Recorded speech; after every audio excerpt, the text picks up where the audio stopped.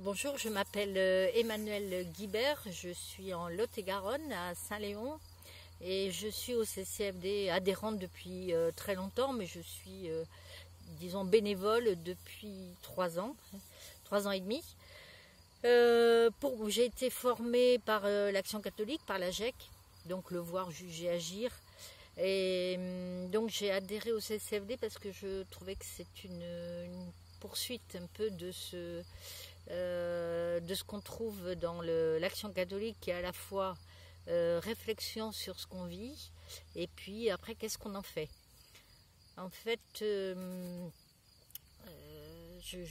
me retrouve parfaitement dans ce mouvement parce que ça joint justement l'ancrage dans l'évangile et l'action, la prière et prière, contemplation et puis engagement, service des autres, le réflexion et le service. Moi, je trouve que c'est correspond bien à mon tempérament, puisque bon, j'ai un tempérament, c'est vrai, militant. Donc quand on fait du plaidoyer au CCFD, où on défend les grandes causes, où on rencontre des élus notamment, où on travaille la question, donc ça me plaît tout à fait.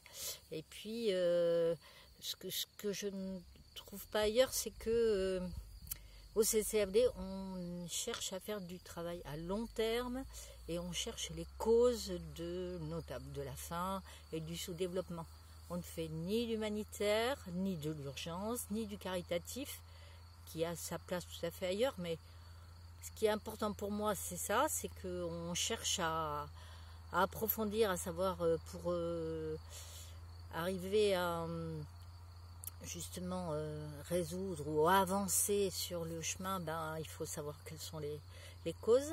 Et puis ce côté international, c'est-à-dire que ce qui se passe ici a des répercussions de l'autre bout de la planète. Ça, ce côté international, et je trouve qu'il est très, très fort parce que ça élargit les horizons. Et puis on s'appuie sur ce que veulent, ce qu'on appelle nos partenaires, c'est-à-dire des associations. C'est des collectifs de toute façon, soit des associations, soit des groupes, soit des syndicats, soit des paroisses. Et c'est eux qui décident ce qui est bon pour eux. Donc moi, ça me fait penser à l'aveugle qui rencontre le Christ, et le Christ lui dit « que veux-tu que je fasse pour toi ?» Alors évidemment, on se dit, évidemment, il va répondre qu'il veut voir, je ne sais pas pourquoi il lui pose la question.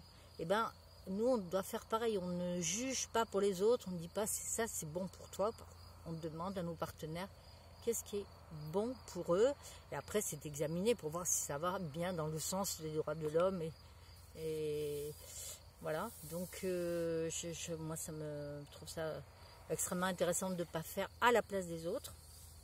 Et puis ça me correspond assez bien parce que je suis à la fois animatrice, puisque j'ai été 10 ans animatrice, disons, de redynamisation pour un public un peu en difficulté, et puis agricultrice, donc quand on parle de lutte contre la faim et pour le développement, tout ce qui est agroécologie, agriculture paysanne, je pense que c'est le fond, que d'abord il faut manger à sa faim et donner, non pas nourrir les gens, mais leur donner les moyens de se nourrir.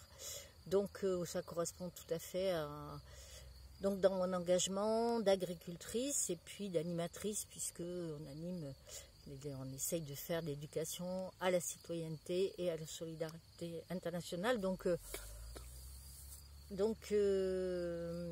voilà, donc je dis aux jeunes de venir nous rejoindre quand on fait des jeux, des animations, des skate games autour de qui a tué la terre, quand on va à la course, participe à la course solidaire d'Ayette, voilà tout ça. Et puis bientôt il va y avoir une caravane virtuelle, c'est-à-dire que une page Facebook fin juin qui va faire le tour de 6 départements d'Aquitaine.